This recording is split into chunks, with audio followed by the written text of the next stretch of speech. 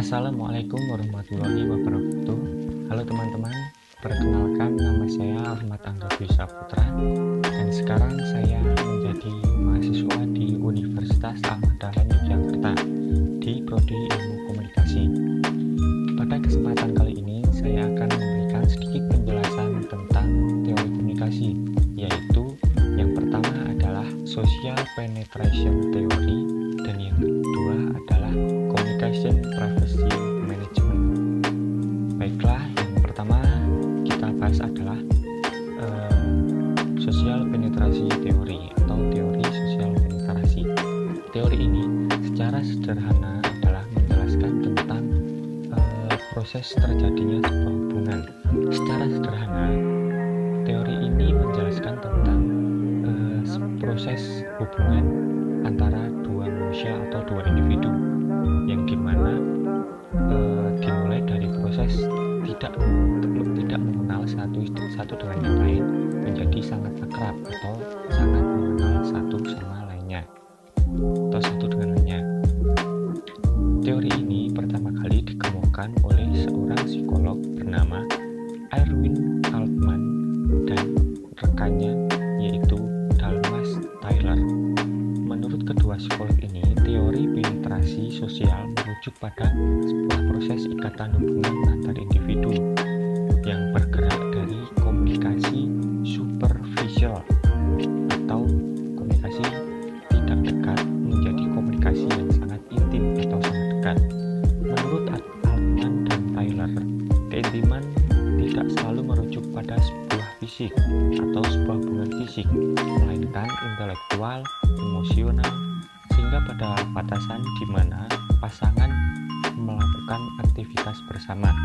Nah, kedua tokoh psikolog ini menganalogikan teori sosial penetrasi ke sebuah susunan bawang atau sayur bawang. Bawang tersusun atas jumlah lapisan kulit, mulai dari lapisan luar hingga lapisan dalam. Untuk melihat inti bawang, perlu membuka lapisan terluar bawang dan seterusnya hingga mencapai ke inti bawang tersebut. Setiap lapisan kita bisa gambarkan atau kita analogikan sebagai misalkan lapisan pertama adalah lapisan perkenalan atau kenal, lapisan kedua mulai menjadi teman, dan lapisan ketiga sudah menjadi sahabat atau lebih mengenal, dan lapisan yang inti adalah lapisan di mana hubungan kedua orang tersebut sampai ke hubungan privasi atau intim. Lapisan-lapisan tersebut dapat kita artikan sebagai yang pertama sesuatu yang dipertukarkan atau informasi pribadi, misalkan menanyakan nama, alamat, hobi, umur, atau hal-hal yang universal dari seseorang yang ingin kita kenal. Yang kedua, keterbukaan diri adalah langkah awal pengembangan hubungan. Yang ketiga, penetrasi akan berlanjut secara perlahan dalam layar yang lebih dalam. Dan yang keempat, penetrasi ulang terjadi dan melempati lapisan-lapisan yang ada. Nah, dalam teori ini terdapat beberapa tahapan. Yang pertama adalah tahapan orientasi atau membuka sedikit demi sedikit.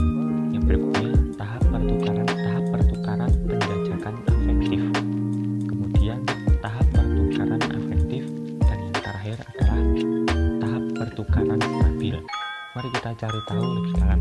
Yang pertama adalah tahapan orientasi atau tahapan pengenalan. Pada tahapan ini terjadi pada level publik di mana komunikasi yang terjalin bersifat tidak pribadi atau secara umum.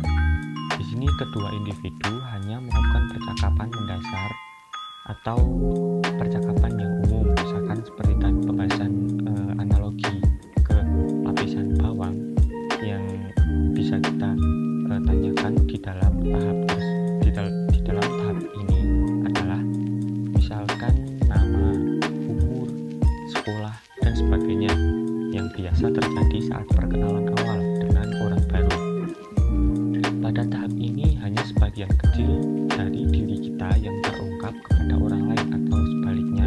Dan yang kedua adalah tahap pertukaran penjajakan afektif. Nah,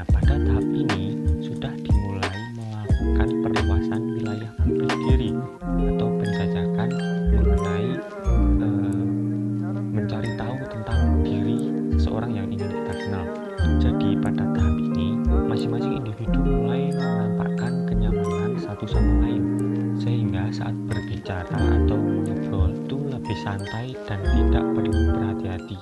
Tahapan berikutnya adalah tahapan pertukaran afektif. Tahapan ini mulai muncul hubungan saling percaya. Pada tahap ini, kedua individu bisa menjadi sahabat karena muncul rasa kepercayaan satu dengan yang lainnya. Berikutnya adalah tahap pertukaran afektif. Tahap ini mulai muncul hubungan persahabatan yang dekat dan lebih intim. Pada tahap ini muncul perasaan kritis dan evaluatif pada level yang lebih dalam. Di sini masing-masing individu sudah saling mengerti satu sama lain. Kata-kata, ungkapan, atau perilaku yang lebih personal akan digunakan pada tahap ini. Dan tahap berikutnya adalah tahap pertukaran stabil. Tahap di mana masing-masing individu sudah mengenal intim dan dalam hubungannya, di mana masing-masing individu dapat memprediksi tindakan-tindakan dan respon masing-masing dengan baik. Informasi yang dibicarakan sudah sangat mendalam, dan juga inti dari pribadi masing-masing pasangan, misalnya tentang nilai, konsep diri, perasaan, emosional terdalam, dan lainnya. Selanjutnya saya akan memberikan contoh dari teori ini. Misalkan saja pada saat saya masuk pertama kali di Universitas Andalan atau saat menjadi maba, saya pertama kali tidak memiliki teman.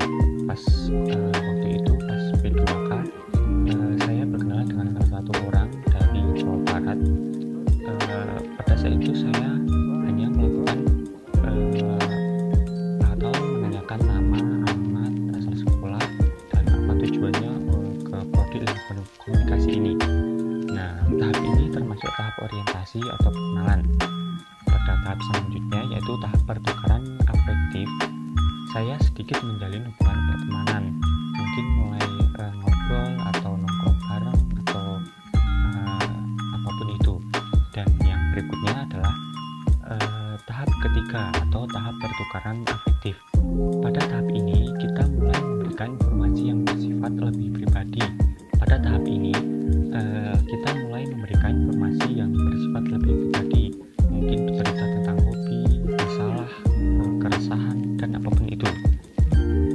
Setelah kita merasa cocok, mulai lebih akrab lagi, yaitu di tahapan yang keempat atau tahapan yang lebih intim. Ini dinamakan tahap pertukaran yang stabil.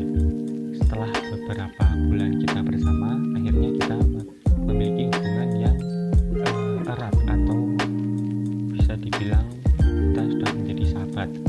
Ini bisa ditunjukkan pada saat kita nongkrong atau ngobrol bareng, kita mulai mengobrol tentang hal-hal yang mungkin intim atau lebih privasi, mungkin tentang pacar atau gebetan atau masalah pribadinya.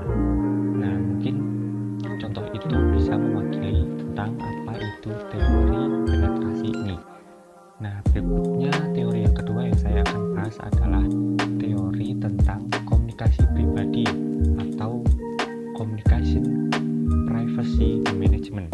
Teori privasi komunikasi ini merupakan salah satu teori yang paling penting dalam pembahasan hubungan interpersonal. Teori ini dikembangkan oleh seseorang yang bernama Sandra Petronio. Menurut Petronio, individu yang terlibat dalam suatu hubungan dengan individu lain akan terus-menerus mengelola garis batas dan perbatasan dalam dirinya, yaitu antara wilayah publik dan wilayah privasi. Ibaratnya seperti ada pembatas antara publik dan informasi tentang diri kita atau tentang privasi kita, antara perasaan dan pikiran yang ingin mereka bagikan dengan orang lain dan antara perasaan serta pikiran yang tidak ingin mereka bagikan dengan orang lain. Terkadang batasan wilayah publik dan wilayah privasi ini dapat ditembus dan dilalui melalui informasi tertentu dapat diungkapkan kepada orang lain. Namun pada situasi lain, batasan ini tidak dapat ditembus, berarti informasi tidak bisa diberikan kepada orang lain. Tentu saja daya tembus perbatasan akan berubah dan terkadang situasi tertentu akan terdorong dibuka atau ditutupnya suatu pembatasan itu. Menutup pembatasan akan mengarah pada kemandirian serta keamanan diri yang lebih besar, sedangkan membuat pembatasan akan mendorong keakraban dan rasa saling berbagi yang lebih besar, tetapi juga menunjukkan kelemahan pribadi yang lebih besar pula. Tarik-menarik antara kebutuhan dan berbagai informasi dan kebutuhan untuk melindungi diri sendiri ini selalu ada dalam setiap hubungan. Situasi ini menuntut setiap individu untuk menegosiasikan dan mengkoordinasikan perbatasan mereka. Kita semua mempunyai rasa memiliki tahapan informasi mengenai diri kita, dan kita merasa memiliki hak untuk mengontrol informasi itu. Petronio melihat proses pengambilan keputusan ini bersifat dialektik, yaitu adanya tarik-menarik antara keinginan untuk mengungkapkan atau menyampaikan informasi pribadi dengan keinginan untuk menyampaikannya. Petronio melihat bahwa pengelolaan pembatasan antara wilayah pribadi dan wilayah publik ini adalah suatu proses yang menggunakan aturan. Dalam hal ini, aturan yang dibuat dalam pengelolaan pembatasan memiliki karakteristik sebagai berikut. Yang pertama adalah aturan dibuat berdasarkan hasil negosiasi. Pengelolaan pembatasan bukanlah keputusan individu, tetapi suatu negosiasi terhadap aturan yang akan menentukan apakah informasi akan disampaikan atau tidak disampaikan. Yang kedua adalah aturan dibuat dengan mempertimbangkan risiko manfaat. Aturan dalam mengelola pembatasan ini dikembangkan dengan menggunakan semacam rasio atau disebut rasio resiko manfaat. Apa yang seseorang akan peroleh dengan mengungkapkan informasi pribadinya dan apa resikonya. Penilaian resiko berarti berpikir mengenai cost dan reward karena mengungkapkan info pribadi kita. Yang berikutnya adalah aturan dibuat dengan mempertimbangkan kriteria lain. Kriteria lain digunakan untuk membuat aturan dalam mengelola pembatasan, mencakup ekspresi, budaya, perbedaan gender, motivasi pribadi, dan tuntutan situasi. Aturan mengenai pengelolaan pembatasan akan berubah ketika situasi berubah. Beberapa aturan tetap akan bertahan dan dapat dipercaya. Petronio menegosiasikan aturan mengenai kepemilikan bersama terhadap informasi pribadi dapat menjadi sesuatu yang menyulitkan. Berharap berbagai pihak yang mempunyai informasi yang sama harus melakukan koordinasi dan sinkronasi terhadap perilaku mereka. Kesepakatan eksplisit dan implisit harus dibuat dalam hal bagaimana mengelola informasi bersama. Dalam hal ini, para pihak harus menegosiasikan 3 aturan. Yang pertama, aturan mengenai beberapa terbuka atau tertutup seharusnya sesuatu perbatasan dikelola.